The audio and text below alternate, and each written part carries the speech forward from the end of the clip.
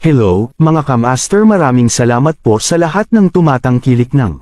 Ang aking asawa ay isang hacker. Paki-follow and subscribe mga master para sa mga susunod pang mga kabanata. Ang aking asawa ay isang hacker. Kabanata 131. MS. Nais ni Thompson na ihinto ang Mr. Kennedy, ngunit huli na, kaya maaari lamang niyang subukan na masmudan ang mga bagay tulad ng sinabi niya, hindi okay. Nicole, ipinagpapatuloy mo ang iyong chat sa MS. Emerson, aalis muna tayo. Tulad ng sinabi niya iyon, kinaladkad niya si Mr. Kennedy malayo. Mr. Hindi maintindihan ni Kennedy kung ano ang nangyayari at nais na magsalita.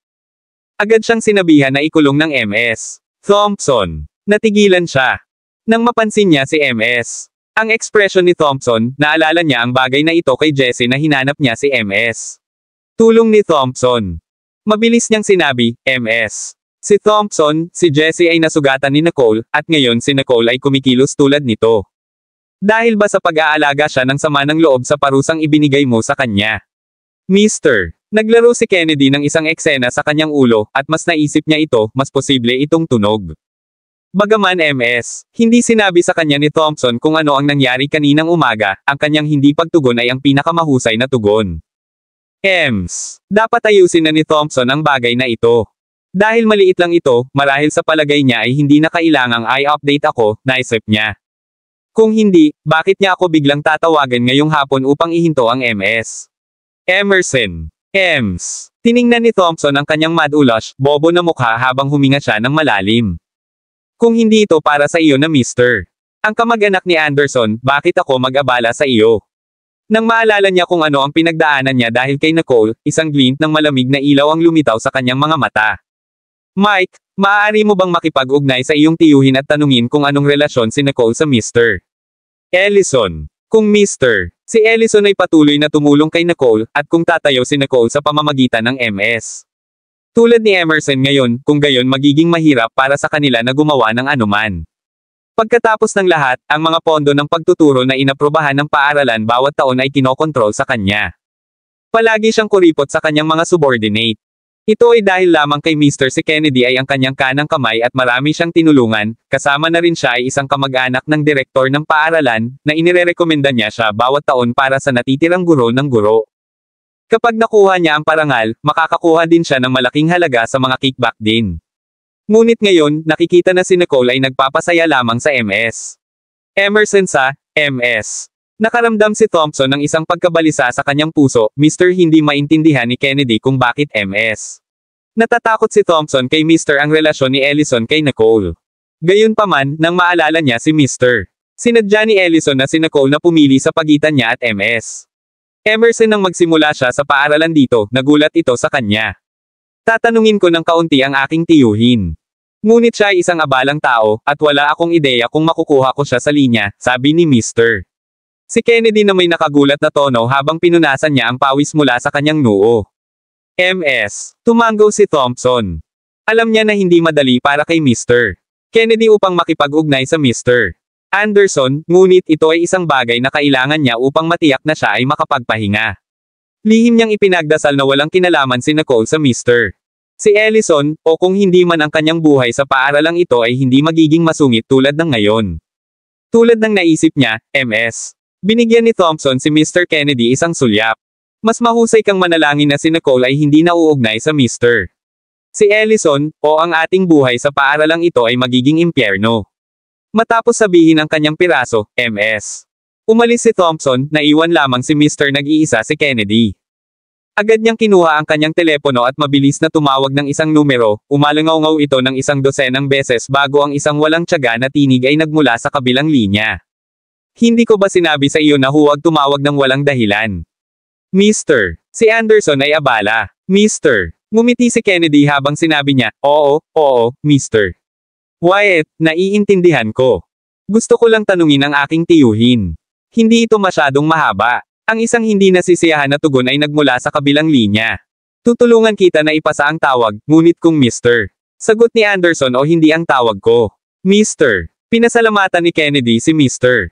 Si Wyatt, at ilang sandali, ang telepono ay naipasa sa ibang tao, at isang mas cordial na tinig ay nagmula sa kabilang panig ng linya.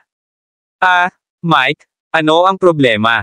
Kapag Mr. Narinig ni Kennedy ang tinig, nasasabik siya sa kabila ng mga salita. Uncle, sumagot ka. Ngunit hindi siya nag-aaksaya ng masyadong maraming oras at agad na tinanong ang bagay na MS. Tanong ni Thompson. Nang marinig niya na tinawag siya ni Mike Kennedy para sa ilang mga walang kabuluhan na katanungan, ang pagkakagulo sa Mr.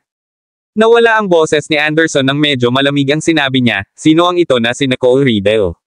Hindi ko pa naririnig ang tungkol sa kanya. Bakit Mr. Si Ellison ay nakikisali sa tulad ng walang tao. Mr. agad na sinabi ni Kennedy, huwag magalit, tiyuhin. Ito ay lamang na inangkin ni Nicole na siya ay may kaugnayan sa Mr. Ellison. Dahil iyon ang kaso, hindi na kita maaabala. Salamat, Uncle. Kapag Mr. Narinig iyon ni Anderson, diretso niyang banitin ang tawag. Mr. Hindi naglakas loob si Kennedy na boses ang anumang mga reklamo. Sa kabaligtaran, maaari siyang maging madali. Ang Nicole na ito ay walang iba kundi isang bansa na bumpkin na walang background. Dapat ay gumamit siya ng ilang mga underhanded na paraan upang makuha si Mr. Ang mga detalye ng contact ni Ellison noon. Kapag naisip niya ito, maligaya niyang sinabi kay MS. Thompson tungkol dito. MS. Si Thompson ay nasa opisina ng junior high school at ibinibigay ang mga personal na detalye ng Austin at ang iba pa kay Mr. Lewis. Nang marinig niya ang balita, nasisiyahan siya. Tila walang anuman si Nicole kundi ang bluster at mainit na hangin, at mayroon lamang siyang normal na relasyon kay Mr. Ellison. Hindi ko na kailangang mag-alala tungkol sa kanya. EMS. Pagkatapos ay bumulong si Thompson ng ilang mga salita kay Mr. si Kennedy muli at pagkatapos ay isinabit ang telepono. Ang tingin niya kay Mr. si Lewis ay puno ng disdain. Mr. Lewis, iiwan ko ang mga mabubuting mag-aaral na ito sa iyo. Inaasahan kong magagamit mo ang hanay ng mga katanungan mo at mapasok ito sa tuktok na 20 mula sa ilalim. Panipi. Kabanata 132. Pagkatapos ng MS, sinabi ni Thompson na, nang hindi naghihintay para kay Mr. Si Lewis upang tumugon pa, umalis siya kasama ang kanyang mga takong na nakikipag-ugnay sa sahig. Ang tunog ay sa halip nakakainis. Mr. Lumabas ang ulo ni Lewis mula sa dagat ng mga katanungan. Ngumiti siya habang nakatingin sa likuran niya. Kahit na pagkatapos niyang lumakad palayo, ang kanyang ekspresyon ay nanatiling pareho, ngumiti siya habang ibinaba ang ulo. Samantala, Mr. Si Anderson ay dumalo sa isang piging. Ang pamilyang Anderson ay maaari lamang ituring bilang isang pamilya na nasa ilalim ng ranggo sa San Joto. Maaari lamang silang makapasok sa isang piging ng naturang antas gamit ang pangalan ng direktor ng Royal Creek Institute. Kahit na, pagkatapos ng pagpasok, walang magbibigay ng pansin sa kanila. Kaya, Mr. Si Anderson ay nasa isang nakakahiya na sitwasyon at tumawag sa kanyang sarili. Nagpanggap siyang ibagsak ang telepono ng Tame Time at pagkatapos ay agad na pinagsisihan ito. Wala na siyang magawa, at nakikipag-chat kay Mr. Gagawin ni Kennedy na siya ay mukhang medyo masigasig. Sa kanyang sorpresa, sa sandaling ilagay niya ang kanyang telepono, isang makapal, kaakit-akit na tinig mula sa likuran niya. Nabanggit mo ba ang Nicole Riddle sa tawag ngayon? Isang Mr. Tumalikod si Anderson at nakita ang isang matikas, gwapong nasa gitnang may edad na nakatayo sa likuran niya. May isang nakalaan na kilos tungkol sa taong iyon. Kinaurahan niya ang labi ng bahagya sa Mr. Si Anderson, kahit papaano ay nagbibigay ng isang nagpapataw na osa. Mr. Alam ni Anderson na ang lahat ng mga panauhin sa piging na ito ay hindi ordinaryong tao at hindi isang tao na ang isang menor de edad na pamilya na tulad niya ay maaaring makakasakit. Kahit na hindi niya alam kung sino sila, kailangan pa rin niyang tretuhin ng mabuti ang mga ito. Sinabi mo ba na Nicole Riddle, Ginoo? Tumanggaw sa kanya ang gitnang may edad na tao. Ang kanyang tinig ay labis na presko, ang kanyang dami ng katamtaman. Ito ay sapat na upang maging naririnig ngunit hindi masyadong malakas. Oo, Nicole Riddle. Parang nabanggit mo na siya. Mr. Tumanggaw si Anderson, oo, parang mag-aaral siya sa Royal Creek Institute. Gayunpaman, hindi ko siya kilala. Ito ang aking malayong kamag-anak na nagtanong ng ilang pribadong bagay tungkol sa kanya. Isang mag-aaral sa Royal Creek Institute. Ang mga mata ng nasa hustong gulang ay naiilawan. Dumating siya sa San Joto. Bilang naisip ng gitnang may edad na ito, wala na siya sa kalagayan na manatili sa piging. Ibinigay niya kay Mr. Si Anderson ay isang magalang na tumango at pagkatapos ay lumakad ng mabilis Mr. Tumingin si Anderson sa likuran ng lalaki. Di nagtagal, 4 hanggang 5 tao ang lumitaw sa paligid niya upang malinis ang daan. Ang mga taong iyon ay maaaring nakatago sa karamihan. Nakikita ito, Mr. Nagulat si Anderson, at pagkatapos ay may isang malumanay na tinapik siya sa balikat. Kapag Mr. Tumalikod si Anderson, napagtanto niya na sila ang mga dignitaryo na hindi pinansin sa kanya kanina. Lahat sila ay nagdala ng kanilang baso ng alak sa harap niya na may mga ngiti sa kanilang mga mukha. Mr. Si Anderson ay medyo naka-flatter. Hindi pa siya nakaranas ng gayong paggamot dati. Mas maaga pa, siya ay literal na na-sideline, at ang mga taong ito ay hindi man lamang nadaing upang malaya siya ng isang sulyap. Matapos makipagpalitan ng ilang mga platitude, ang isa sa mga dignitaryo ay nagkukunwari na casual na interesado habang tinanong niya, Mr. Anderson, paano mo nakilala si Mr. Wyans? Panipi. Miss Wyans. Miss tumingin si Anderson sa taong nasa harap niya at natigilan. Nang makita ng iilan ang kanyang reaksyon, paalalahanan sila. Mr. Si Wyans ay ang taong nagsalita sa iyo kanina at pagkatapos ay umalis ng madali. Mr. Naalala ni Anderson ang taong nasa gitnang may edad. Hindi nakakagulat na naramdaman niya na ang lalaki ay mukhang medyo pamilyar. Ang lalaki ay naging kamag-anak ni Sebastian Wyans, na naging gobernador ng lalawigan. Bagaman na-promote na ngayon si San Joto sa direktang pamamahala, walang alkalde. Sa halip, ang lahat ay nahulog sa ilalim ng jurisdiction ng gobernador, at nangangahulugan ito na ang tao ay may kaugnayan sa punong ehekutibo ng San Joto. Kapag Mr. Naisip ni Anderson na biglang nakikipag-usap sa kanya ang taong iyon, medyo nalilito siya. At nang maalala niya na tinanong siya ng lalaki tungkol kay Nicole, Mr. Bumagsak si Anderson. Maaari ba itong Mr. Hinahawakan ni Wyans ang Nicole Reed na ito na mataas ang pagpapahalaga na siya ay dumating upang tanungin siya tungkol sa kanya. Kudlit. Isang Mr. Naramdaman ni Anderson na imposible, iniisip na ang isang taong may mataas na katayuan tulad ng Mr. Hindi magiging interesado si Wyans sa isang mag-aaral. Ang pagtingin sa mga magagandang figure na maaaring mag-squash sa kanya ng isang kisap mata ng isang daliri na ngayon ay magalang sa kanya, Mr. Medyo nakaramdam si Anderson ng kaunting smog. Pagkatapos ay sumagot lang siya, sa pamamagitan ng ilang pagkakataon. Hindi niya ginawang malinaw ang mga bagay, kaya't ang mga taong iyon ay hindi nakatingin sa kanya. Bilang isang resulta, Mr. Lumahok si Anderson sa isa sa pinakamasaya at pinakakomportable na mga piging ng kanyang buhay. Sa sandaling ito, si Nicole ay nakikipag-usap pa rin kay MS. Emerson. Hindi niya tinanong si MS. Emerson, bakit MS? Thompson at Mr. Hinahanap ni Kennedy si MS. Emerson. Sa halip, tinanong niya, MS. Emerson, mayroon ka pa bang ibang kopya ng workbook na ibinigay mo sa akin para sa pangwakas na pagtulak? Hindi ko sinasadyang dumi ito. MS. Si Emerson mismo ay nagastos ng maraming pagsisikap upang makuha ang librong iyon at umiling-iling sa kanyang narinig. Wala na akong kasama sa akin, ngunit sa palagay ko si Mr. maaaring magkaroon pa rin si Luis.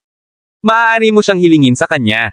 Nakakakita na si Nicole ay malapit nang umalis, MS. Ngumiti si Emerson. Ano ang ginagawa mo? Halos klase na ito. Pumunta ka lang sa klase. Hindi tumigil si Nicole. Sa halip, lumakad siya sa ibang direksyon, patungo sa kanyang klase. Pagkatapos ng klase, tumakbo si Nicole ng diretso patungo sa Mr. Tanggapan ni Luis. Pagdating niya, Mr. Si Luis, na nakatapos din ng kanyang klase, ay natigilan nang makita siya. Mabilis siyang gumaling habang ngumiti siya sa kanya.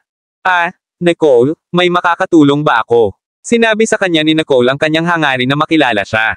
Nang walang pag-aatubili, hinailan niya ang isang hanay ng mga pagsasanay mula sa isang drawer. Kunin mo na. Ngunit mag-ingat na huwag marumi ito. Wala akong ibang bagong set sa akin. Tumanggo si Nicole. Mas magiging maingat siya sa oras na ito. Habang kinuha niya ang hanay ng mga ehersisyo at malapit nang umalis, biglang naalala ni Nicole ang isang bagay habang tinanong niya si Mr. Luis. Mr. Luis, si Austin ba at ang iba pa ay nasa ilalim mo? Panipi. Kabanata 133. Mr. Tumanggo si Luis at kumala sa kamay. Huwag kang mag-alala tungkol dito. Ang aking klase ay hindi pagkatapos ng mga marka. Hanggat masaya ang mga mag-aaral, mabuti iyon sa akin. Nakipag-ugnay ako kay Austin at sa mga lalaki dati. Hindi sila masamang mga batang lalaki, bahagyang naligaw dahil sa kakulangan ng pangangasiwa. Wala akong mga isyu sa kanila sa ilalim ko. Nang marinig ito ni Nicole, isang maalalahanin na hitsura ang sumabog sa kanyang mga mata. Medyo nag-aalala siya na Mr. Si Luis ay magtatangi laban kay Austin at sa iba pa at hindi inaasahan si Mr. Luis upang sabihin iyon sa lahat. Pagkatapos ay pasalamatan mo ako sa ngalan ni Austin. Mr. Ngumiti si Luis habang nakatingin siya kay Nicole. Ang mapagmataas at malamig na batang babae na ito ay maayos at magalang. Kaysa sa papel na iyon na pinag-aralan niya ng maraming araw ngayon, Mr. tiningnan ni Luis si Nicole na may pakiramdam ng paghanga na mahirap ilagay sa mga salita. Magtrabaho ng husto, Nicole. Palagi kitang aalagaan. Wala nang sinabi si Nicole habang isinara niya ang pintuan ng opisina sa paglabas niya. Tiningnan niya ang hanay ng mga ehersisyo sa kanyang kamay, ang glint sa kanyang mga mata ay hindi maipapalagay. Sumulyap sa kanyang relo, na pagtanto ni Nicole na ito ay nakaraan na 4 sa hapon. Dinala niya ang kanyang light school bag, pinaplano na pumunta sa kafe upang magsipilyo. Sa loob ng kafe, sina Jared at Max ay nakaupo sa silid ng panauhin sa ikalawang palapag. Ito ay sa dulo ng lahat ng mga pribadong silid, sa ikalawang palapag, na kung saan ay napakalihim at may mahusay na pagkakabukod ng tunog. Naglingkod si Max sa dalawang nakaupo sa tapat ng Jared T. Mister. Pinunasan ni Bond ang pawis sa kanyang ulo at hindi naglakas loob na uminom. Sa halip ay tumayo siya at nakipag-usap kay Jared, Mr. si Johnston, ang $1 mula sa transaksyon na ito ay inilipat at natanggap, at hindi isang maikli na penny. Mangyaring tingnan. Kinuha ni Max ang telepono at kinumpirma ang mga detalye ng account bago tumango kay Jared. Sumando si Jared sa upuan ng retan habang sinabi niya, hindi ka nag-cut. Mister. Si Bond ay palaging tuso sa kanyang pakikipagtulungan sa Johnston Group. Gayunpaman, sa oras na ito, matapos na bumalik si Jared sa Hostelberg, gumawa siya ng isang bagay na gumawa kay Mr. ang pag-uugali ng bono, naririnig iyon, Mr. Sinabi ni Bond na may malubhang hitsura, paano ako maglakas loob? Mula ngayon, Mr. Johnston, personal kong susuriin ang bawat transaksyon sa pagitan namin. Dahil walang problema, aalisin natin noon. Hindi siya pinigilan ni Jared habang si Max ay tumingin kay Mr. ang bono ay nag-scamp ng layo tulad ng isang mouse na nakakakita ng isang pusa. Matapos makipagtalo na ang mga taong iyon ay umalis sa kafe, bumalik si Max kay Jared habang tinanong niya, Mr. Johnston. Nababagay namin ang mga bono na dapat nating i-target sa susunod. Bagaman umuwi si Leret bilang tagapagmana sa Johnston Group, ang iba't ibang mga kumpanya sa ilalim ng grupo ay nasa buong lugar na ngayon. Ang bahagi nito ay kasama pa rin ng kanyang pangalawang tiyuhin. Ang ilan pa ay pinalo ng ibang mga miyembro ng pamilya. Kung nais niyang ibalik ang mga ito, kailangan niyang dalhin sila ng paisa-isa. Ang ulo ni Jiangxi ay tiyed ng kaunti habang siya taunt dito. Habang pinapasahin niya ang kanyang templo, sinabi niya, itabi muna ang bagay na ito. Nagawa mo bang siyasatin ang bagay na ito kay Lucifer? Naging seryoso ang ekspresyon ni Max. Hindi. Ngunit sa huling oras, nakuha mo si Klaus na sundin si Miss Nicole, at makalipas ang ilang araw, parang isang tao mula sa squadron ang sinisiyasat sa amin. The Squadron, Jared's gaze ay lumabo ng kaunti sa pinakamalakas na mercenaryong samahan ng mundo, ang Squadron. Pareho silang matuwid at kasamaan, na naghuhugas sa magkabilang panig ng scale. Anumang bagay na hindi makumplito ng isang normal na samahan, sila ang hinahangad. Dagdag pa, ang pangkat na ito ay hindi kahit na isang base at nakatago sa mga populasyon. Ang mga ito ay simpleng misteryoso lamang. Ngunit wala akong anumang pagkakasangkot sa squadron dati. Bakit nila ako iniimbestigahan? Maaari ba? Ang Atlas of Light ay lumitaw sa mga mata ni Jared, subalit hindi siya lubos na kumbinsido. Tiningnan ni Jared ang Royal Creek Institute sa labas ng bintana habang ang isang manipis na ambon ay unti-unting lumitaw sa kanyang mga eaves. Ito ay sobrang malamig na gamutin din ang labis na mailap.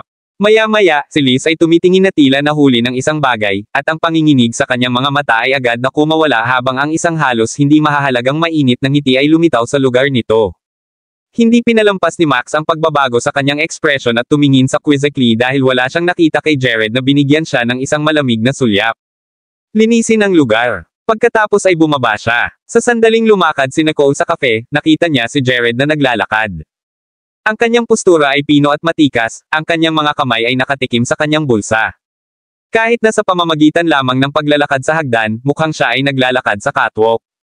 Kaya't huminto si Nicole at humanga sa paningin ng ilang sandali, nang makita ni Jared na humawak siya ng braso. Habang siya ay tumingin ng mabuti sa kanya, naramdaman niyang nakabalot siya sa loob ng tingin na iyon at naging isang maliit na pinainit, na nakikita na nais niyang lumakad. Si Nicole ay walang tigil na lumakad sa kanyang upuan, at sinundan ni Jared ang suit sa likuran niya ay maraming nag-uusap si Jared ay lihim. Ang mga salita tungkol sa gwapong mukha ng kafe ay kumalat na sa buong forum ng paaralan, at marami ang dumating upang makita ang kanyang mukha. Gayunpaman, bihirang lumitaw si Jared sa harap nila. Kahit na pinatakbo nila siya paminsan-minsan, makaupo siya sa pasukan na naghihintay para sa isang tao. Kung pinili nilang makalapit sa kanya sa oras na ito, ang kanyang mukha ay tatalikuran ng yelo at takutin ang sinumang nais na hampasin ang isang pag-uusap sa kanya. Tila tinatrito lamang niya si Nicole Special, mayroon kaming bagong produkto ngayon. Nais mong subukan ito? Tanong niya tulad ng dati. Tumango si Nicole nang walang pag-aalangan. Talagang nagustuhan niya ang kape sa kanyang kafe, kaya hindi na siya napigilan sa lalong madaling panahon, dinala ni Klaus ang kape. Nang makita ni Nicole na ang mga insides ng tasa ay puti, sumimangot siya. Ito ba ay bagong produkto, hindi kape? Itinaas niya ang mga mata at sinulyapan siya. Ang kanyang malamig, magandang mukha ay walang suot na ekspresyon dito, ngunit nakikita niya ang kanyang pagkabigo. Marami siyang natagpuan, na si Nicole ay may mga nakatutuwang sandali sa mga oras. Ang kanyang isip ay napakasimple na ang pagkain ay maaaring makaapekto sa kanyang kalooban. Kapag naisip niya ito, lumalim ang ngiti sa sulok ng kanyang mga labi. Siya ay sumenyas kay Klaus para sa kanya upang ilagay ang dessert bago si Nicole. Bon appetit! Bihirang may mga dessert si Nicole. Gayunpaman, bihirang makita ang isang dessert na ginawa kaya katangi-tangi, kaya hindi siya tumanggi. Sa halip, dahan-daang pinutol niya ito, napili ang isang sulok ng parisukat, at pagkatapos ay ilagay ito sa kanyang bibig upang maingat na tikman ito. Sa sandaling pumasok ang dessert sa kanyang bibig, naiilawan ang mga mata ni Nicole. Ito ang pinakatradisyonal at klasikong cake ng opera. Ang cake ng opera na ito ay may mga layer na kasing payat ng papel, at ang lasa ng kape ay mas neutral. Ito ang pinakamahusay na kombinasyon. Panipi. Kailangang sabihin, ang mga bagay na ginawa ng kape ni Jared ay masarap. Wala na siyang sinabi sa iba habang kumuha siya ng ilang mga kagat. Nang makita siya ni Jared na nagbubunyag ng isang elation na tumutugma sa kanyang edad, ang ngiti sa kanyang mga mata ay kasing banayad ng starlight. Gusto mo ito? Tumingin si Nicole sa kanya nang walang pag-aatubili. Siyempre, hindi niya may tatago ang kanyang kagustuhan pagdating sa pagkain at inumin. Tiningnan ni Jared ang kanyang nagniningning na mga mata, at ang pag-iwas sa kanyang puso ay sumulong. Ngumiti siya pagkatapos ng sinabi niya, hanggat gusto mo ito. Kabanata 134. Na tinitingnan ng relo, tumayo siya at nagsalita kay Nicole, mayroon akong isang bagay na dadalo, kaya aalis muna ako. Kung kailangan mo ng anuman, tawagan mo lang si Klaus. Itinuro niya ang maliit na kapatid sa counter, at pagkatapos lamang ay alam ni Nicole na tinawag siyang Klaus. Tumango siya. Okay. Pagkatapos ay kinuha niya ang ehersisyo Mr. Binigyan siya ni Luis at sinimulan ang pag-ikot ng kanyang panulat habang nagtrabaho ito. Nang makita na siya ay nasa kanyang uka, si Jared ay hindi tumatagal at agad na umalis kasama si Max. Voo! Pinalayas ni Max ang kotse at sumulyap kay Jared, na nagpapahinga sa backseat na nakapikit ang kanyang mga mata. Ang mukha ng lalaki ay kalahati na nakatago sa ilalim ng madilim na ilaw, mahina na nagbubunyag ng isang malamig at matalim na balangkas. Zero ang ekspresyon sa kanyang mukha ay naging mas malamig, at ang buong tao ay mukhang isang walang buhay na iskultura ng yelo. Sa tuwing malapit na niyang matugunan ang mga pamilyar na mataas na bahay, palaging ganito si Jared. Tulad ng naisip ni Max tungkol dito, maaari lamang siyang magbuntong hininga ng mahina. Inaasahan lamang niya na ang mga taong iyon ay huminto sa pag-uudyok kay Jared, o kung hindi, babayaran nila ang isang kakila-kilabot na presyo para dito. Habang ang itim na kotse ay dumula sa malawak na mga kalsada ng San Joto, ang linya ng katawan ng kotse ay naging makinis, na parang isang singil na galit na leon. Ang lokasyon na ito ay malapit na sa sentro ng lungsod, at marami ang napansin ang kotse bilang isang hindi kapani-pani walang hitsura ay lumitaw sa kanilang mga mata. Hindi ba ito ang kotse ng taong iyon? Bumalik na siya sa San Joto. Nagtataka sila. Iniisip ang nagawa niya dati, lahat sila ay nanginginig. Tila isang kaguluhan ay malapit ng maganap sa San Joto. Ang Rogers Family Mansion. Ipadala ba ang mga paanyaya sa oras? Isang 60 edad na taong gulang ang nakatayo sa gitna ng manor habang tinanong niya ang isang gitnang may edad na, oo, lahat sila ay ipinadala. Kahit Mr. Si Johnston, na bumalik lamang sa San Joto, ay hindi naiwan. Huwag kang mag-alala, ama. Nang mabanggit niya si Jared, ang isang hitsura ng disdain ay lumitaw sa mga mata ng gitnang may edad. Hindi yun nakatakas kay Mr. ang paunawa ni Roger Sr., habang ang kanyang medyo maputik na mga mata ay naiilawan habang kinuha niya ang kanyang paglalakad at sinampal ito laban sa binti ng nasa gitna. Gamit ang hit na iyon, umungol si Jolene habang ang kanyang mga binti ay nadama ng mahina, at lumuhod sa lupa. Siya ay nangahas na hindi lumaban laban sa parusa na ang kanyang ama ay sumalubong, ngunit sa halip ay tiningnan lamang ang huli sa pagkalito habang lihim niyang pinapalakpakan ang kanyang kamao. Panipi. Ama, bakit mo ako pinarusahan? Ginawa niya ang lahat ng hiniling sa kanya ng matanda. Ang matandang kot na ito ay mapahamak na mahirap mangyaring, naisip niya. Isang kadiliman pagkatapos ay lumusot sa mga mata ni Jolene. Kabanata 135. Mr. Tiningnan ni Roger Sr., ang kanyang tila mahusay na pag-uugali na anak at sinabi ng malamig, ilang beses na akong sinabi sa iyo, hindi kailanman maliitin ang sinuman. Kung maglakas loob kang ipakita ang ganoong uri ng pagtingin sa Mr. Johnston muli sa harap ko, maaari mong kalimutan ang tungkol sa mga binti mo. Yumuko si Jolene at magalang na sinabi, oo, ama. Noon lang iyon Mr. Rogers.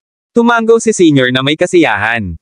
Kailangan pa rin niya ang kanyang anak na lalaki upang mamuno sa piging mamaya, at iyon ang dahilan kung bakit siya pinigilan. Bumangon ka. Sa pamamagitan ng paraan, pinamamahalaang mo bang makipag-ugnay sa sikat na doktor na tinanong ko sa iyo? Nagpadala ka na ba sa kanya ng isang paanyaya? Nang marinig iyon ni Jolene, sumimangot siya.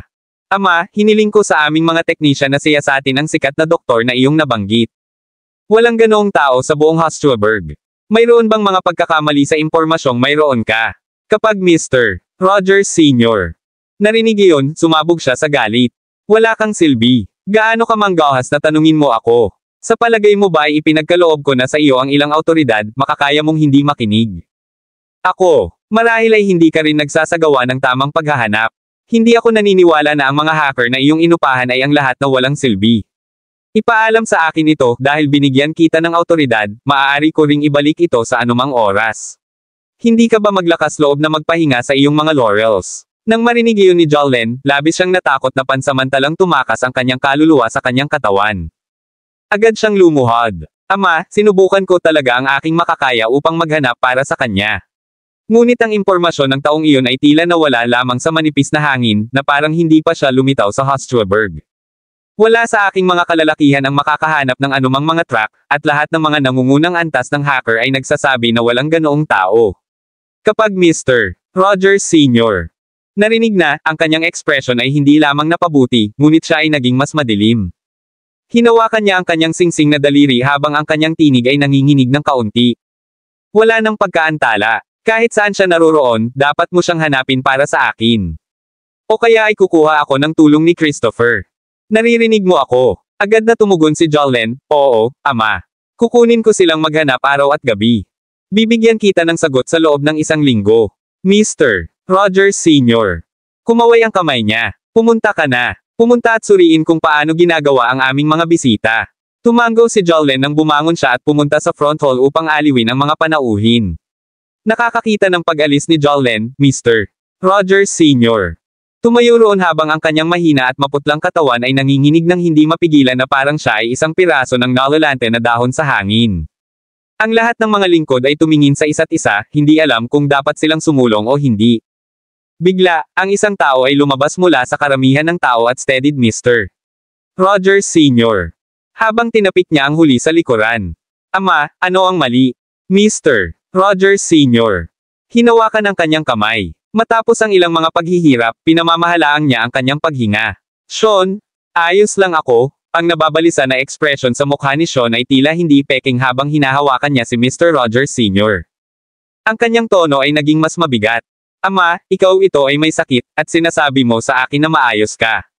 Ano ang sinabi ng aming doktor? Alam ko ang isang napakasikat na doktor, kukunin ko siyang mag-check up sa iyo bukas. Bago makumplito ni Sean ang kanyang mga salita, Mr. Rogers Sr. nagambala sa kanya. Sean, malapit nang magsimula ang piging.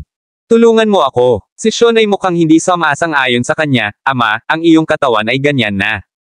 Hindi na kailangan mong personal na lumitaw sa piging na ito. Mr. Rogers Sr. Tiningnan ng kanyang bunsong anak na lalaki, na pinakabinanggit niya, at pagkatapos ay dahan-daang sinabi. Narito ang lahat ng nangungunang pamilya. Ito ang pinakamahusay na pagkakataon para sa akin na ipakilala sa kanila. Sean, huwag mag-antala. Pagkatapos lamang ay nag-atubiling tumulong si Sean kay Mr. Rogers Sr. Sa front hall, sa isang sulok na hindi nakikita ng huli, isang nakatagong ngiti ang lumitaw sa sulok ng mga labi ni Sean. Si Sean ay Mr. ang ilegal na anak ni Rogers Sr. na 18 taong gulang lamang sa taong ito. Kamakailan lamang ay nakilala siya at bumalik sa pamilya. Gayunpaman mayroon siyang 2 nakatatandang kapatid at isang kapatid na nasa itaas niya, at hindi sila nahihiya na ipakilala sa kanya ang kanilang mga opinyon. Sa kabutihang palad para sa kanya, Mr. Rogers Sr. Inilagay ang kahalagahan sa kanya. Alam ng huli na ang kanyang oras ay naubusan, kaya ginagawa niya ang kanyang makakaya upang mabigyan ng daan si Sean. Bagaman hindi siya maaaring maging master ng pamilyang Rogers, kung ano ang Mr. Rogers Sr. Ang handa para sa kanya ay sapat na para sa kanya upang mabuhay ng walang anumang mga alalahanin sa natitirang bahagi ng kanyang buhay. Ngunit siya ay naghihirap mula sa kanyang ina sa loob ng 10 kakaibang taon ngayon, at nang sa wakas ay dumating siya sa sambahayan ng Rogers, makakakuha lamang siya ng isang maliit na bahagi ng kanilang napakalaking kayamanan. Paano makukuha ni Sean ang nakatayo na iyon?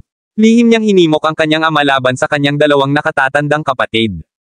Ang kanyang kapatid na babae ay ikinasal na at sa gayon ay nahiwalay na sa kanyang ama matagal na. Ngayon sa pamilyang Rogers, Mr. Rogers Sr. Nag-iisa lang siyang nagtiwala sa kanya. Habang hinahawakan niya si Mr. Rogers Sr. Sa tabi niya, kinuha niya ang kamay ng huli bilang Mr. Rogers Sr. Naihatid ang pagsasalita, nagpapasalamat sa lahat sa pagdalo sa piging. Narinig niya ang huli na ipinakilala siya sa mga panauhin, at habang ang mga dignidad ay nagtaas ng isang baso para sa kanya na may magalang na hitsura, nadama ni Sean na siya ay dapat na maging sentro ng pansin ng lahat, na tinitingnan sa inggit at gulat. Ano ang inutang sa kanya ng pamilyang Rogers? Kudlit. Kabanata 136. Dumating ang dalawa sa front hall, at ang mga tao sa paligid nila ay lumakad upang mag-toast sa kanila. Halos iilan ang dumating sa Mr. Rogers Sr. ay medyo tipsy.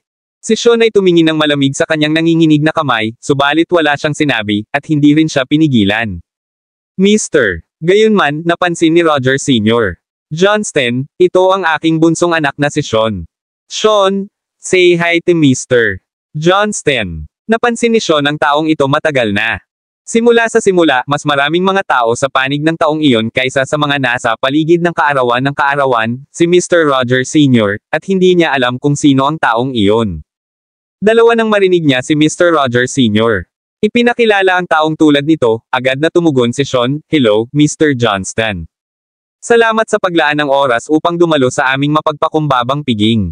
Ito ay isang karangalan." Tiningnan ni Jared ang mahusay na pagsasanay na iyon pa rin ang malayong mga platitude na hindi maraming emosyon sa kanyang mga mata. Mr. Rogers Sr., ito ay tungkol sa oras na ngayon. Kung wala nang iba, aalisin muna ako. Ang mga Johnstons ay nakaupo sa tapat niya, at tinitingnan ni Murphy si Jared. Nang makita kung gaano kamukha ang huli, si Murphy ay malapit sa pagdurog ng baso sa kanyang kamay. Pagkatapos ay nagpanggap siyang kumilos tulad ng nakita niya si Jared habang siya ay tumayo. Jared, matagal na hindi nakikita. Hindi ko naisip na ikaw ay hindi pa rin tulad ng dati. Panipi tuldok. Pareho silang mga miyembro ng pamilyang Johnston, at siya ang nakatatandang pinsan, subalit wala na siyang tanyag na katulad ni Jared, at iyon ay isang matigas na tableta na lunukan. Sumimangot si Max habang nakatingin siya kay Murphy. Pagkatapos ay lumingon siya kay Jared, at sigurado na, isang layer ng hamog na nagyelo ay tila nabuo sa mukha ni Jared. Ang chill na nagmula sa kanya ay nakakatakot.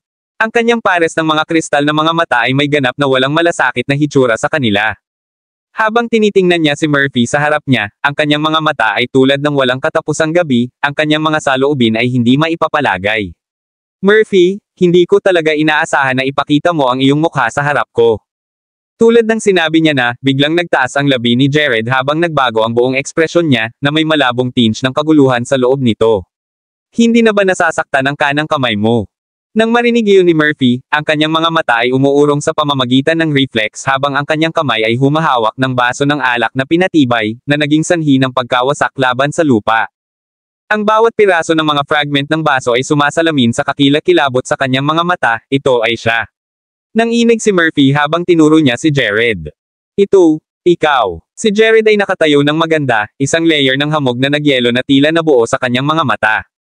Siya ang may pinakagwapo ng mga mukha, subalit siya ay walang iba kundi isang demonyo sa mga mata ni Murphy, na naging sanhi ng pag-ikot ng huli at nais na siya ay tumakas lamang. Jared, maghintay ka lang. Darating na ang kapatid ko. Bumalik sa San Joto sa lalong madaling panahon, at tuturuan kanya ng isang aralin pagkatapos. Tulad ng kung hindi kahit na naririnig ang mga banta, kinuha ni Jared ang kanyang Amerikana dahil hindi man lang siya nagdain upang sumulyap kay Murphy.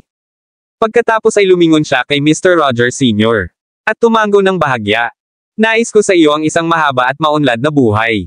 Aalisin ko ngayon. Nang makita ni Sean na si Jared ay tila hindi man lang siya tumingin, pinapalakpakan niya ang kanyang kamao bilang isang madilim na kasalukuyang nabuo sa kanyang mga mata. Mr. Rogers Sr. Tumingin kay Jared. May gusto siyang sabihin ngunit tumigil. Biglang isang pamilyar na tinig ang nagmula sa likuran. Mr. Johnston, sigurado kang nagmamadali. Tumingin si Sean at kinuha. Ang taong lumitaw ay labis na gwapo at banayad, at kung sino ito ngunit Harvey. Sa tabi niya ay si Mr. Wyans, at sa sandaling ito, tumango siya at binabati ang mga taong nakilala sa kanya. Mr. Rogers Sr. Lumabas ng isang ngiti. Master Harvey, Mr. Wyans. Pareho kayong dumating. Panipi. Kabanata 137. Ibinigay ni Harvey kay Mr. Rogers Sr. Isang magalang na handshake, at tulad ng pagsasagawa ng isang magic trick, hinailan niya ang isang masalimuot na kahon na mukhang. Mr. Si Roger Sr., ang mga matatanda sa aking pamilya, ay abala, kaya't pinasimulan nila ako sa maliit na regalo na ito sa iyo. Kung gusto mo, Mr. Rogers Sr., ay hindi maganda ang pakiramdam, at sa narinig niya iyon, tumango siya, hiniling kay Sean na matanggap ang regalo sa kanyang kapalit. Matapos batiin ni Harvey si Mr. Rogers Sr., ibinalik niya ang kanyang tingin kay Jared, ang kanyang ngiti ay tulad ng isang simoy ng tagsibol, at ang isang tao ay hindi makaramdam ng anumang puot dito. Mr. Johnston, ngayon. Jubilee ni Johnston. Ang pag-iwan ng tulad nito ay hindi mahusay na optika. Una nang hindi siya pinansin ni Jared. Nang makita na nagsalita si Harvey, huminto siya habang binibigyan niya ng sulyap ang huli. Ito ang mga salitang dapat sabihin ng mga Rogers. Ano ang ibig mong sabihin doon? Napansin na ang dalawang binata ay nasa mga throats ng bawat isa, Mr. Rogers Sr. Parang kahit ang kanyang kaluluwa ay nakakuha ng isang marahas na jolt. Nang marinig ang sinabi ni Jared, agad siyang namamagitan. Mr. Johnston, mangyaring pretuhin ang lugar na ito tulad ng iyong bahay. Maaari kang pumunta ayon sa gusto mo. Hindi mo na kailangang mag-alala. Nang marinig siya ni Sean na sinabi iyon, nagbago ang hitsura sa kanyang mga mata habang nakatingin siya kay Jared. Mr. Rogers Sr. ay isang mahirap na tao na makipag-usap, maging sa kanya sa paligid. Pagkatapos ng lahat, ang pamilyang Rogers ay isa sa mga nangungunang mayayamang pamilya sa San Joto, at Mr. Rogers Sr. ay din ang aktwal na kaitiwala ng pamilyang Rogers. Ang bawat tao ay palaging nagbabayad ng paggalang sa kanya, at hindi pa nakita ni Sean ang huli na tinatrato ang isang tao ng may pag-iingat. Habang tinitingnan niya sina Harvey at Jared, tahimik niyang nilamon ang kanyang laway. Sino ang dalawang ito? At anong uri ng background ang mayroon sila? Tulad ng Mr. Rogers Sr. Malapit nang magsalita, isa pang presko at magandang tinig ang biglang nagmula sa itaas. Lolo, Mr. Dumating na lang si Johnston. Paano mo siya habulin? Ang mga mata ng lahat ay nahulog sa batang babae na lumakad mula sa ikalawang palapag. Nakasuot siya ng dilaw na damit, at masasabi ng isa na siya ay nakamanika para sa okasyon. Bagaman maganda siya, mabigat ang pampaganda at hindi mukhang natural ang lahat. Maging si Murphy, na malapit nang bumagsak, ay tumigil din dahil hindi niya maiwasang ma-enchanted. Mr. Rogers Sr. Tiningnan ng batang babae sa itaas, at ang hitsura sa kanyang mga mata ay lumusot. Laena, Lassie. Hindi ko hinahabol si Mr. Johnston ang layo. Paano mo masasabi iyon? Mr. Si Wyans ay nakikipag-usap kay Mr. Rogers Sr. Sa sandaling iyon. Nang mapansin niya ang titig ng huli ay lumipat sa batang babae na nagsalita ng mas maaga sa isang mapagmataas na hitsura sa kanyang mga mata, hindi niya maiwasang mapalabas ang isang tuyong ubo. Mr. Rogers Sr., ito ay. Isa si Jolene ay agad na gumanti at tinawag si Laena. Mr. Wyans, ito ang aking anak na babae, si Laena. Laena, halika at bumati. Lumakad si Laena at malumanay na tumango kay Mr. Wyans. Hello, Mr. Wyans. Kaagad pagkatapos, nagpalitan siya ng ilang mga salita kasama si Jolene at lumakad patungo sa direksyon ni Jared. Habang pinapanood nila, sinubukan ng pamilyang Rogers na maaliw sina Jared, Damien, at Miley, na dumating upang dumalo sa piging at nagkaroon ng mapait na pagtingin sa kanilang mukha. Bagaman maaari nilang itapon ang kanilang timbang sa loob ng sambahayan ng Bogtong, wala silang bago sa mga tagalabas. Hindi rin sila maihahambing sa isang junior tulad ni Jared. Nang maalala nila na siya rin ang kasintahan ni Nicole, labis silang nasisiyahan. Ngunit walang ibang paraan dahil si Miley ay isang anak na babae lamang ng isang pamilya ng sangay ng Rogers, at ang pamilya ng sangay ay hindi sa mabuting termino kasama si Mr. Rogers Sr. Ito ay tumagal ng maraming pagsisikap para sa kanila upang makakuha ng isang paanyaya mula sa pamilyang Rogers, subalit hindi nila ito mapalitan ng higit sa ilang mga salita kasama si Christopher. Hindi na makahawak si Damien habang naglalakad siya patungo kay Jared at ibinigay ang huli ang kanyang pangalan ng card. Hello, Mr. Johnston. Ako si Damien Riddle ng pamilyang Riddle. Dapat narinig mo na ang pangalan ko dati. Panipi, Kabanata 138. Nang makita ang isang bugtong, mayroong isang kulay ng kulay sa mga mata ni Jared, ngunit hindi pa rin siya nagpakita ng labis na sigasig. Pagkatapos ng lahat, narinig niya mula kay Nicole na ang kanyang mga tiyuhin ay may isang magulong relasyon sa kanyang pamilya. Matagal nang nasa bilog na ito si Damien at alam na mabuti kung ano ang ibig sabihin ng kawalang interes ng huli. Dahil natanggap na ni Jared ang kanyang card ng pangalan, hindi na niya kailangang patuloy na maabala siya.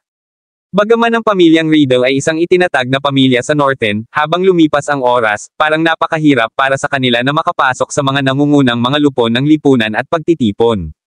Hindi na nila kayang likid sa paligid ng Jared nang walang kahihiyan. Ngunit si Miley ay medyo nababahala. Nang malaman niya na si Jared ay nakikibahagi kay Nicole, labis siyang nabigla. Ngayon na nakita niya si Jared, kasama ang kanyang pera at katayuan, kahit na ang pamilya Rogers ay kailangang magbayad ng paggalang sa kanya. Kung ang aking anak na babae ay maaaring magbigay ng lugar ni Nicole at pakasalan si Jared. Sino ang maglakas loob na tumingin sa akin muli? Naawa ito na ang kanyang anak na babae ay abala pa rin sa kanyang mga draft. Wala siyang ideya kung ang huli ay may oras o hindi. Ngunit pagkatapos ng ilang pag-iisip, lihim pa rin siyang nagpadala ng isang mensahe kay Chloe, na umaasa na siya ay maaaring dumating. Sa sandaling ito, na nakatayo sa tabi ni Jared, si Lyanna ay mukhang kasama niya ang kanyang lolo, ngunit si Jared lamang ang nasa kanyang mga mata. Ngumiti si G. Rogers Sr., habang tinitingnan niya ang kanyang pinakamamahal na apo habang sinabi niya ng marahan, Lyanna, ito si Harvey Ellison, ang batang master ng pamilyang Ellison. Siya rin ang tagapagmana na hinirang ni Ule Ellison. Bilang. Para sa taong ito, panipi. Tumalikod siya at tumingin kay Jared, inaakala kong kilala mo na siya, tama ba ako? Ang isang hitsura ng bahagyang kahihiyan ay lumitaw sa mukha ni Lyanna habang mas maraming emosyon ang lumitaw sa kanyang mga mata habang siya ay nagpunta, Lolo, ano ang pinag-uusapan mo? Nang makita ng mga tao sa mesa ang eksenang ito, lahat sila ay tumawa. Sinasabing ang pamilyang batang Lady of the Rogers ay bumalik sa Hostelberg para sa batang ito ng pamilyang Johnston. Tila totoo ang mga alingaw-ngaw. Ang lahat ay nag-isip ng husto, ngunit si Jared ay mayroon pa ring hindi magandang pagtingin sa kanyang mukha. Para bang wala si Lyanna sa kanyang mga mata habang tinitingnan niya ang kanyang relo na may ilang disinterest. Walang sino man dito na tumagilid sa kanyang interes. Boring. Napansin ni Harvey na medyo walang tiyaga na hitsura. Ang ngiti sa mga mata ni Harvey ay lumalim. Mr. si Johnston, dahil narito na si MS Rogers, hindi mo ba siya sasamahan ng ilang sandali? Kahit na mayroon kang isang bagay, hindi ito dapat magmadali. Panipi. Hindi mahalaga kung gaano kalapit sina Jared at Nicole, ang kanilang mga background ay lubos na naiiba, at si Lyanna ang pinakamahusay na pagpipilian para sa kanya. At kung nakakasama niya si Lyanna, kung gayon si Nicole ay kasing ganda ng akin. Naisip niya. Ang mga salita ni Harvey ay tiningnan ang lahat kay Jared, at ang mga mata ng maraming lalaki ay puno ng inggit. Kailangang malaman ng isang tao na kung ang isang tao ay nakakuha ng pabor sa pamilyang bata ng Rogers, kung gayon nangangahulugan ito na nakuha ng tao ang pagsuporta sa buong pamilya Rogers. Tiyak na pinagpala si G. Johnston. Si Murphy, na orihinal na nais na dumulas, ay tumingin din kay Jared. Ang hitsura ng pag-aatubili at ang kasuklam-suklam sa kanyang mga mata ay halos labis na labis. Matagal na niyang nagustuhan si Lyanna, ngunit hindi man lang siya nakipag-ugnay na tumingin sa kanya mula noong siya ay bata pa. Nang tiningnan niya si Jared, naganap na hindi marunong tungkol dito, isang pag-agos ng puot ay tumaas sa kanyang puso. Bakit higit sa akin ang lolo? Bakit higit sa akin ang aking Diyosa na higit sa akin? Sith.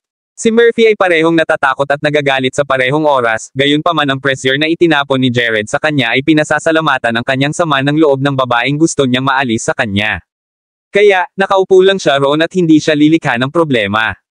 Si Max ay pinagmamasdan din si Murphy sa kabaligtaran at tumingin lamang sa malayo matapos makita na ang huli ay hindi gumawa ng anumang nakakatawa. Hinintay ni Harvey na tumugon si Jared, subalit ang huli ay hindi man lang gumanti. Ang tanging kadahilanan na hindi niya iniwan ay dahil sa kanya na humarap kay G. Rogers Sr., at wala itong kinalaman kay Lyanna. Si Liana, sa kabilang banda, ay nasanay na sa kanyang kawalang interes.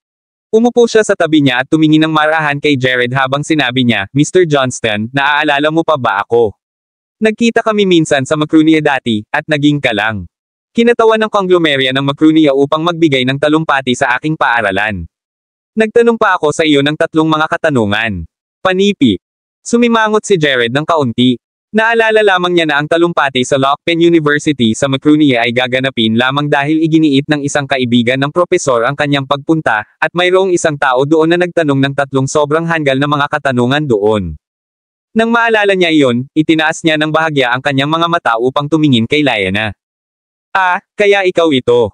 Naalala din ni Max ang eksena sa oras na iyon. Pagkatapos ng lahat, hindi niya inaasahan na may magtanong sa isang bagay na pangunahing at hanggal sa naturang kaganapan. Gayunpaman, naisip lamang nila na ang batang babae ay bobo lamang, ngunit hindi nila inaasahan na siya ay premeditatedly bobo. Kapag naisip niya ito, hindi maiwasang tingnan ni Max si Liana na may isang bakas ng disdain. Nagkamali si Liana na kinuha iyon para kay Jared na may ilang impresyon sa kanyang sarili at labis na masaya. Alam ko na dapat mong alalahanin ako. Masayang sinabi din ni G. Roger Sr., hindi ko naisip na ang dalawa sa inyo ay nakilala na. Kung iyon ang kaso, ang dalawa sa iyo ay maaaring magkaroon ng isang chat. Pupunta ako sa ibang mga panauhin. Panipi. Tulad ng pag-ikot niya, sinabi ni Jared, hindi na kailangan, hindi ko talaga kilala si MS Liana. Binigyan niya si Harvey ng isang malabong hitsura, isang mababaw na sulyap, ngunit maramdaman ni Harvey ang panganib na nakatago sa loob ng titig na iyon. Si G. Roger Sr. ay nakuha ng kaunti, at tulad ng sasabihin niya sa isang bagay, marahang tumunog ang kanyang telepono. Ito ay isang abiso para sa ilang mga espesyal na tao. Kinuha niya ang squarish black phone, at nagbago kaagad ang ekspresyon nang makita niya ang nilalaman. Masiyawan sa inyong sarili, lahat. Pupunta ako ng kaunti. Panipi. Nakakakita ng ekspresyon sa mukha ng matanda, alam ni Sean na nagmamadali si G. Roger Sr., kaya mabilis niyang sinabi, Ama, tulungan kita. Nang makita na ang pag-alis ni G. Roger Sr., sino ang maaaring maging taong iyon para kay G. Roger Sr., upang ipakita ang gayong ekspresyon. Sa labas ng manor ng Rogers, tumayo si Nicole sa labas na may isang hindi kapani-paniwala na hitsura sa kanyang mukha. Sa tabi niya ay 2 bodyguard na huminto sa kanya na pumasok. Nakatanggap siya ng isang huli na minuto na mensahe sa kanyang telepono, na humiling sa kanya na kumuha ng isang bagay sa Rogers Manor upang mapalawak ang mahusay na kagustuhan kay G. Rogers Sr. Wala sila sa San Joto, at habang natanggap nila ang paanyaya, hindi nila agad maihatid ito kay Nicole. Nang makita na hindi niya nagawa ang paanyaya, ang 2 bodyguard ay mukhang walang kabuluhan sa kanyang damit. Hindi ito branded o hindi rin siya mukhang anak na babae ng anumang mataas na bahay. Kaya, sigurado sila na narito siya upang subukang mag-garner. Isang bodyguard ang nagsabi ng hindi kanais-nais, tumingin doon. Narito ang mga taong iyon upang maging pabor sa Curry. Paano ang tungkol sa iyo na bumubuo ng isang pangkat sa kanila? Panipi. Ang iba pang bodyguard ay idinagdag, mas mabuti hindi. Ang mga ito ay mga numero din sa San Joto, ngunit hindi sila karapat-dapat na makatanggap ng isang paanyaya mula sa pamilyang Rogers, kaya maaari lamang silang magtipon sa labas upang makinig. Siya ay isang tao lamang na umaasa na may pasok ang kanyang sarili sa mayayaman, at hindi niya alam kung saan siya nakatayo. Panipi. Kabanata 139. Tumingin ang dalawa kay Nicole habang nagsimula silang tumawa ng sarkastiko. Si Nicole ay nagkaroon ng isang walang malasakit na hitsura habang tinitingnan niya ang hindi sinasadya sa 2 bodyguard. Sa kanyang mga mata, ang dalawa sa kanila ay walang iba kundi mga clown. Nakakakita ng kanyang reaksyon, ang 2 bodyguard ay tumingin sa isa't isa, at ang isa sa kanan ay tumawa muna, babae, nakikita na medyo maganda ka, paano mo ako susundan? Hindi kita masiguro ng marami, ngunit maaari kong masiguro sa iyo ang isang posisyon sa gate ng manor ng Rogers. Kumusta naman yan? Panipi. Naririnig iyon, tiningnan siya ni Nicole, isang malamig na glint na kumikislap sa kanyang mga mata. Gayunpaman, ang bodyguard ay nakaramdam ng isang ginaw sa kanyang gulugad at naisip na ito ay isang ilusyon lamang. Hindi niya nais na aminin na siya ay natakot ng isang maliit na batang babae, at sa gayon ang kanyang kahihiyan ay naging galit. Panipi. Alamin ang iyong lugar, batang babae. Hindi mo ba alam kung sino ang master ng lugar na ito? Kung maglakas loob kang tumawid sa akin, gagawin kitang mag-crawl para sa natitirang bahagi ng iyong buhay. Panipi. Pagkatapos lamang ay gumawa si Nicole ng isang tamang sukatan sa kanya. Ang kanyang mukha ay nagyelo pa rin ng malamig, malambot ang kanyang tono. Ikaw. Nang makita na ang isang batang babae ay tumingin sa kanya, ang bodyguard ay galit na hinawakan niya ang kanyang kamay upang matumbok si Nicole. Tinanong mo ito. Ang isang malamig na hitsura ay lumitaw sa mga mata ni Nicole habang iniunat niya ang kaliwang kamay at madaling dumulas ang kamao ng bodyguard, at isang malutong na crack mamaya, biglang naging mapatla ang mukha ng bodyguard. Si Nicole ay straight up na na-dislocate ang kanyang kanang kamay. Sa sandaling ito, si G. Roger Sr., na nakakuha ng mensahe, ay dumating, at nakita niya na nasira na ni Nicole ang braso ng kanyang bodyguard at natigilan. Ang mga taong iyon ay nasa panig na iyon. Nagtataka siya. Lahat ba silang bata, magagandang batang babae? Nang makita si G. Roger Sr., na naglalakad, ang bodyguard ay nasisiyahan nang sumigaw siya sa dating, Mr. Rogers Sr., nandito ka.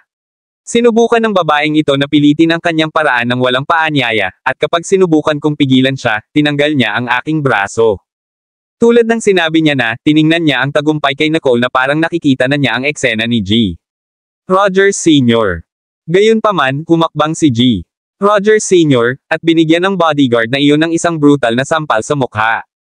Imbecile ka. Sino ang humiling sa iyo na pigilan siya? Panipi. Pagkatapos ay tiningnan niya si Nicole na may napakabanayad ng ngiti, na parang siya ay isang napakabanayad na senior. Miss.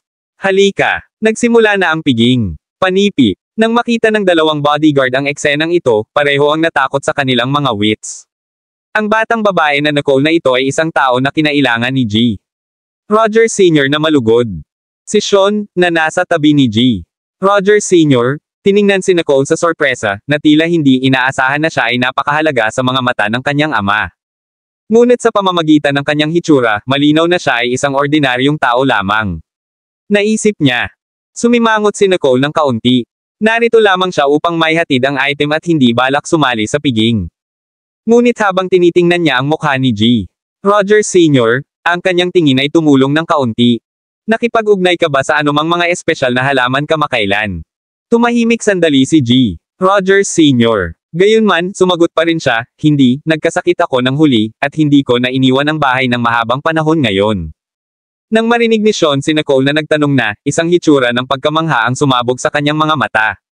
Tumango si Nicole habang sinundan niya si G. Rogers Sr. sa loob. Ang kanyang mga mata ay nakalock sa kanyang mukha at sa likod ng kanyang mga tainga. At tila parang napansin niya ang isang bagay, ang kanyang tingin ay lumalim. Napansin din niya na si Sean ay nakatingin sa kanya paminsan-minsan, at iyon ang nag-isip ng ilang mga saloobin. Dinala ni G. Rogers Sr. si Nicole sa front hall na may isang genial na pag-uugali, tulad ng isang senior na gumaganap ng kanyang inaasahang responsibilidad, at tulad ng pagpasok nila sa pintuan, tinanong niya si Nicole, Miss, ano ang iyong pangalan? Tumingin si Nicole sa kanya at nakita ang hangarin sa pagtatanong sa kanyang mga mata. Nicole Riddle. Wala siyang itago. Matapos makita ang kanyang mukha, sa mga paggalaw ng mga taong ito, malalaman nila kung sino siya sa lalong madaling panahon. Sinubukan ni G. Rogers Sr. Pagkatapos lamang ay ngumiti siya ng medyo panghihinayang. Isang mabuting pangalan talaga. Itinulak ni Sean ang nakabukas na pintuan, at ang mga mata ng lahat sa loob ng silid ay tumingin. Nang malapit na lang si Nicole, nahuli na niya ang maraming mga titig. Tumahimik siya sandali ngunit naglakad pa rin ng mahinahon. Dahil narito na ako, hindi ako maaaring hamina. Naisip niya sa sarili.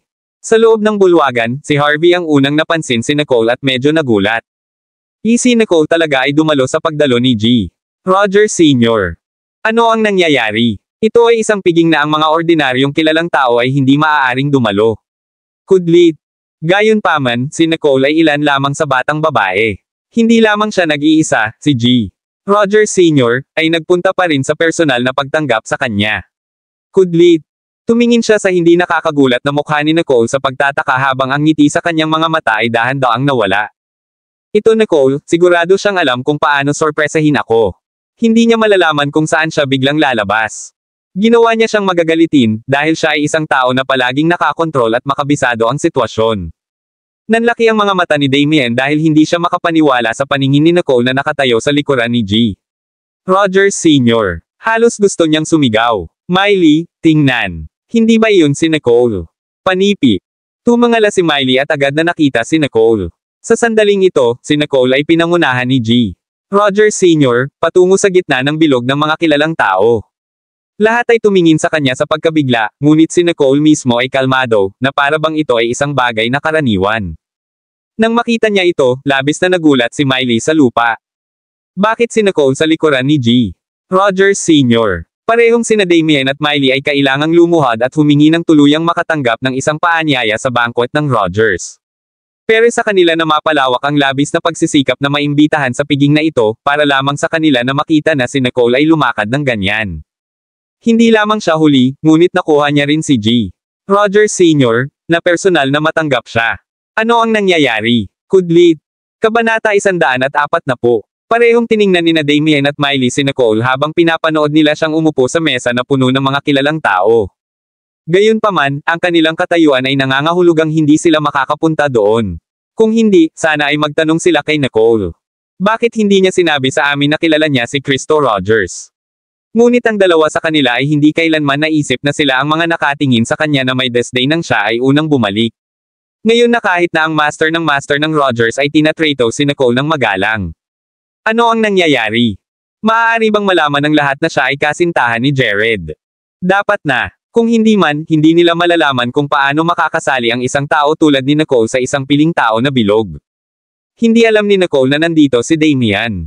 Pagkatapos ng lahat, ang dalawa ay nakaupo ng napakalayo. Nang makita na nakuha siya ni G. Rogers Sr. Pinapanood ni Jared si Nicole sa sandaling siya ay pumasok, at ang ilaw sa kanyang mga mata ay hindi maiiwasan. Hindi masasabi ng isang tao kung ano ang iniisip niya, at nang makita niya siyang nagpapanggap na hindi siya kilala, lumabo ang kanyang mga mata habang sinabi niya, "Halika rito." Gayunpaman, isa pang tinig ang tumawag sa kanya ng sabay. "Nicole, dito." Ito ay si Harvey. Hindi man lang siya tinitingnan ni Jared, ngunit ang kanyang tingin ay nakakatakot na magaspang. Nakita ng lahat na ang dalawa ay nagsalita ng sabay, at ang taong nagsasalita sila upang maging batang babae na si G. Rogers Sr. Sino ang impyerno na ito? Nagtataka sila. Si Lina, napansin din ang kakatwa kay Jared. Matapos umalis si G. Rogers Sr., si Jared ay hindi nagsalita ng isang salita sa kanya. Ni hindi niya binigyan siya ng isang sulyap. Ito ang kauna-unahang pagkakataon na naramdaman niya na nahulog siya sa isang yelo ng yelo. Nang tiningnan niya ang magandang batang babae na dinala ng kanyang lolo, isang hitsura ng paninibugho ay dahan-daang kumalat sa kanyang mga mata. Hindi pa niya nakita si Jared na tinatrato ang isang ginang sa ganoong paraan ng pag-aalsa. Para kay Jared, dapat siyang maging isang napaka-espesyal na tao. Hindi tumugon si Nicole. Ang bagay na nais niyang kumpirmahin sa daan ay halos nakumpirma, kaya't kumuha siya ng isang kahon ng regalo mula sa kanyang bulsa at ibinigay ito kay G. Rogers Sr. Ito ang regalong ipinagkatiwala kong ibigay sa iyo. Mangyaring tanggapin ito. Panipi. Lahat ng tao dito ay lahat ng mga kilalang tao at dignitaryo, at ang lahat ng kanilang mga regalo ay kasing laki ng kanilang makakaya. Sa pagtingin sa simpleng kahon ng regalo, lahat ng mga ito ay naghahatid ng isang hindi kanais-nais na hitsura. Si G. Rogers Sr., sa kabilang banda, ay nagulat. Salamat. Mr. Talagang pinasalamatan ni Rogers Sr., ang isang batang babae na ganyan ng tame time. Kudlit. Ang iba pa ay natigilan habang tinitingnan nila si Nicole na may komplikadong hitsura sa kanilang mga mata. Nadama nila na kailangan nilang siyasatin kung sino ang babaeng ito. Hindi pinansin ni Nicole ang lahat ng iyon habang siya ay casual na naayos ang kanyang buhok at sinabi habang tinitingnan niya si G. Rogers Sr. Dahil naihatid ko ang item, aalis ako. Oh, tama. Pipigilan niya ang ibang tao na sumubok na umalis, ngunit para sa batang babae sa harap niya, hindi siya nang ahas na sabihin. Oh tama, tila naisip ni Nicole ang isang bagay habang hinuhugot niya ang isang itim na selyadong packet mula sa kanyang bulsa, na tila mukhang ilang panggamot na pulbos. Pagkatapos nito, malumanay niyang tinapik siya sa balikat. Bibigyan kita nito. Dapat itong makatulong sa iyo sa iyong paggaling.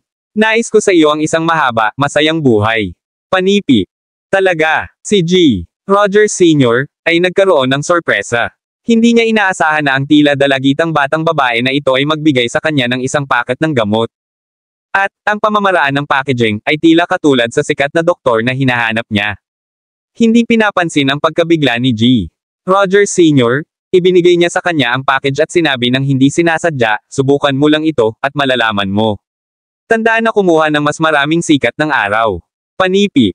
Ang isang komplikadong hitsura ay lumitaw sa kanyang mga mata habang tinitingnan niya si Nicole, at muli, same time siyang nagpasalamat sa kanya. Salamat! Lahat ay natahimik, at kahit sina Damien at Miley sa malayo ay dumbstruck. Ang patriarch ng pamilyang Rogers ay palaging mataas at makapangyarihan, at dito pinayagan niya si Nicole na tapikin siya sa kanyang balikat at pinasalamatan pa siya. Kudlit! Kahit na ito ay dahil sa kanyang pagiging kasintahan ni Jared, iyon ay medyo labis na galit. Ngumiti si Nicole. Malugod ka. Babalik ako at magtrabaho sa aking mga katanungan sa ehersisyo. Paalam. Panipi. Sa katunayan, hindi lamang siya maistorbo na lumahok sa pagtatalo sa pagitan nina Harvey at Jared. Hindi niya nais na gumuhit ng pansin sa publiko at nais na bumalik ng maaga upang magpahinga. Nang makita na siya ay talagang umaalis, isang ngiti ang lumitaw sa kanyang mga mata. Magsama tayo. Plano na niyang umalis, at dumating lang siya sa oras. Tumingin sila na kay Jared sa tabi niya at sinabing, Mr. Johnston. Panipi. Nagpanggap si Jared na parang hindi niya ito narinig. Siya ay nagbigay ng mukha kay G. Roger Sr., nang hindi siya diretso hilingin sa kanya na mawala. Nang makita ang eksenang ito, naunawaan ni G. Roger Sr. Lahat ay tumingin sa pagkabigla habang nais ni Jared na umalis kasama ang batang babae na ito, at lalo silang nag-usise tungkol sa kanyang pagkakakilanlan. Ngunit mapapanood lamang nila habang naglalakad lang ang dalawa sa pangunahing pintuan na ganyan. Hindi pinansin ni Nicole si Harvey mula pa noong simula, at nagdulot ito ng isang malalim na pagkabigo sa loob ng huli. Habang tinitigan niya ang kanilang pag-alis na silweta, ang mainit na ngiti sa kanyang mukha ay dahan-dahang nawala sa sinabi niya. Mr. Wyans, G. Roger Sr., aalisin muna ako. Panipi. Sa pagtingin kay Harvey, marahang tinanong ni G. Roger Sr., alam mo rin na si MS Riddle din, Master Harvey. Maraming salamat mga ka-master sa walang sawang pagsusubaybay, isang like, share, and subscribe naman dyan mga ka-master. Abangan ang susunod pang mga kabanata.